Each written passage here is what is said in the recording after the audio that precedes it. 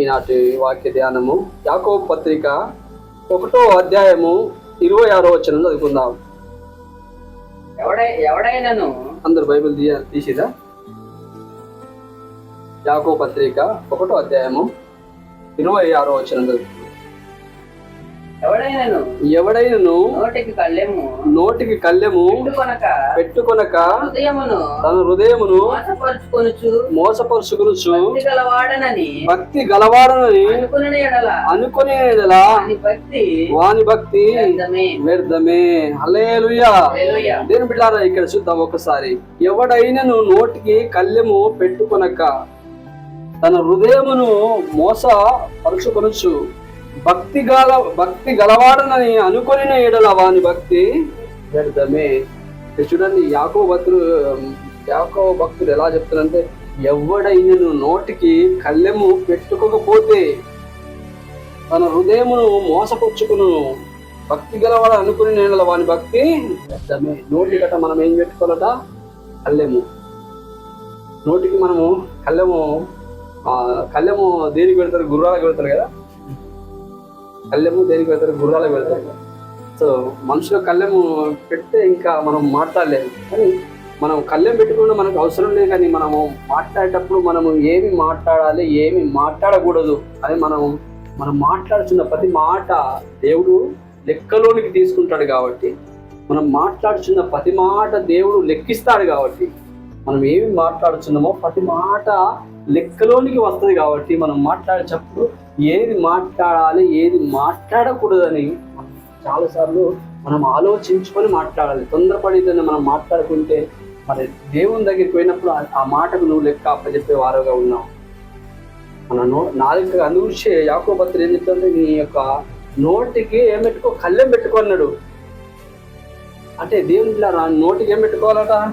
కళ్ళెం. ఎందుకంటే మన నోటికి కళ్ళెం పెట్టుకో, మనం ఇష్టానుసారంగా ఒకవేళ మాట్లాడితే తీర్పులు వచ్చినప్పుడు ఆ తీర్పులో నీ మాటలను బట్టి, నీ దోషములను బట్టి, మరి నువ్వు చేసిన ప్రతి మాటలను బట్టి, దాన్ని బట్టి మాటలను బట్టి నువ్వు మరి దేవుని రాజ్యంలో రావాల్సిన వ్యక్తి, నువ్వు పలికిన మాటలను బట్టి నువ్వు నరకానికి పాత్రైపోతావు. అందుగురించే నువ్వు ఎక్కువ మాట్లాడాలని, నీ నోరు ఎక్కువ మాట్లాడాలని తొందరపడితే నువ్వేం చేయాలంటే నీ నోటికి కళ్ళెం పెట్టుకోవాలి.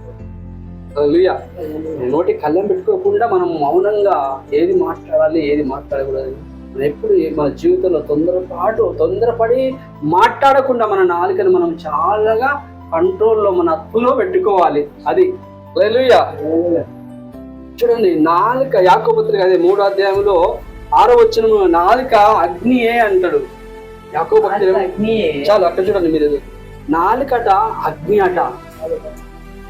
నాలుక అగ్ని అట.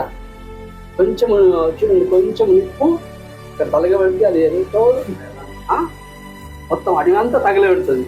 చిన్న నిప్పు, చిన్న అగ్గి నిప్పు ఇలా అడవిలో వేస్తే ఆ అడవి అంతా తగిలేస్తుంది. మన నాలుక మన అవయములో ఉంచబడిన నాలుక అగ్ని లాంటిదట. చాలా కుటుంబాలకి నిప్పు పెట్టేస్తుంది, చాలా జీవితాల్లో నిప్పు పెట్టేసి, చాలా కుటుంబాలలో నిప్పు పెట్టేస్తుంది నాలుక. ఇక్కడి మాటలు అక్కడి మాటలు, ఇక్కడి మాటలు అక్కడ చెప్పి, అక్కడి మాటలు ఇక్కడ చెప్పి, ఆ ఇంటి సంగతులన్నీ ఈ ఇంటికి చెప్పారు, ఈ ఇంటి సంగతులన్నీ ఆయనకి చెప్పారు. ఇక్కడి మాటలు అక్కడ చెప్పి మంచిని చెడుగా దింపి రెచ్చగొట్టే పనులే మాలమ్మ, చిచ్చు పెట్ట ఓకే చిన్నమ్మ. ఆ పాట ఉంది కదా. హల్లెలూయా. దేవుని పిల్లారా, నాలుక. అందుగురించే ఈ నాలుక అగ్ని అని దేవుడు ఆదిలోనే చాలా జాగ్రత్త తినాలి. ఇప్పటి నుంచి కొద్దిసేపు చెప్తా, 10 నిమిషాలు. దేవుడు సృష్టి ప్రారంభంలోనే మనిషిలో ఆ ఆలోచన, మనిషిని సృష్టించాలనే సృష్టి ప్రారంభంలోనే దేవుడు ఒక గొప్ప ఆలోచన కలిగి ఉన్నాడు. మనిషిలో ఈ నాలుక అగ్ని, ఈ అగ్ని మండకుండా ఉండాలని దేవుడు ఆ సృష్టి ప్రారంభంలోనే ఈ నాలుక అగ్ని ఇది మండకుండా ఉండాలని హల్లెలూయా పెద్ద ప్రాజెక్ట్ కట్టి 32 గేట్లు వేసి, అర్థమైందా? పెద్ద ప్రాజెక్ట్ కట్టి 32 గేట్లు వేసి, ఆ గేట్లు ఆ నీటిలో ఎప్పుడు తడుపుతో ఆ తడిగా ఉండాలని, ఆ నాలుక ఎప్పుడు కూడా తడిగా ఉండాలని 32 పెద్ద ప్రాజెక్ట్ కట్టి 32 దానికి గేట్లు వేసి ఎప్పుడు ఆ గేట్లు ఆ గేట్ వేసినప్పుడు నీళ్ళు ఆగి ఉంటాయి కదా, ఎప్పుడు ఆ నాలుక తడిగా ఉండాలని దేవుడు మనం ఆ సృష్టి ప్రారంభంలోనే మనిషిని సృష్టించినప్పుడే దేవుడు ఈ యొక్క నాలుక మనిషిలో ఉంచబడిన అవయవాలు చిన్న అవయవమైన నాలుక ఇది అగ్ని ప్రమాదం కనుక అగ్ని ప్రమాదము మండకుండా ఉండాలని దేవుడు ఎప్పుడు దాన్ని తడిగా ఉంచాలని, అయినా కానీ అది మండుతూనే ఉన్నది. నీకు అర్థమైందో కాలేదు? హల్లెలూయా. 32 పండ్లు. హల్లెలూయా. పెద్ద ప్రాజెక్టు, దానికి 32 పండ్లు గేట్లు. అందుకు మన నాలుక చూడండి ఎప్పుడు తడిగా ఉంటది. హల్లెలూయా. నాలుక లేకుంటే, ఆ తడిగా లేకుంటే మంట మండుతుంది నాలుక, అగ్ని లాంటి నాలుక తెలుసా. అందుకు దేవుడు మనిషిని సృష్టించేటప్పుడే ఆ సృష్టి ప్రారంభంలోనే దాని 32 పెద్ద ప్రాజెక్ట్ కట్టి 32 గేట్లు వేసి ఆ గేట్ల మధ్యలో ఉంచిండు. దీన్ని నాలుక ఎప్పుడు తడిగా ఉండాలని, అయినా కానీ మండుతుంది, అయినా కానీ అనేక కుటుంబాలకు చిచ్చు పెట్టేస్తున్నది. నాలుక చాలా ప్రమాదం. మన అవయంలో ఉన్న నాలుక, ఈ నాలుక వల్ల మన జీవితము మన జీవితం మనం పాడు చేసేది నాలుక. మన అవయాల్లో ఉన్న నాలుక చిన్నదైనప్పుడు కానీ మన జీవితానికి గొప్ప నష్టం కలిగించేదిగా ఉంది. బైబిల్లో చూస్తే నాలుక గురించి చాలా జాగ్రత్తగా బైబిల్లో రాయబడి ఉంది. హల్లెలూయా. దేవుని బిడ్డలారా, వాక్యం ఏం చెప్తుందంటే చూడండి, మనము సామెతలు 18వ అధ్యాయము 21వ వచనం. సామెతలు జీవ మరణములు నాలుక వశము, దాని యందు ప్రీతిపడువాడు దాని ఫలము తిందురు. చూడండి, జీవ మరణములు నాలుక వశము. జీవముంది, మరణం ఉంది. ఇక్కడ దేని విషయము? నాలుక విషయం ఉంది. జీవ మరణములు నాలుక వశము, దాని యందు ప్రీతిపడువాడు దాని ఫలము తిను. జీవ మరణములు నాలుక వశము. జీవముంది, చూడండి నాలుకలో ఏముంది? జీవం ఉంది, మరణం ఉంది, రెండు ఉన్నాయి. ఇక్కడ నాలుకలో జీవం ఉంది, మరణం ఉంది. మన నాలుక చూడండి. హల్లెలూయా.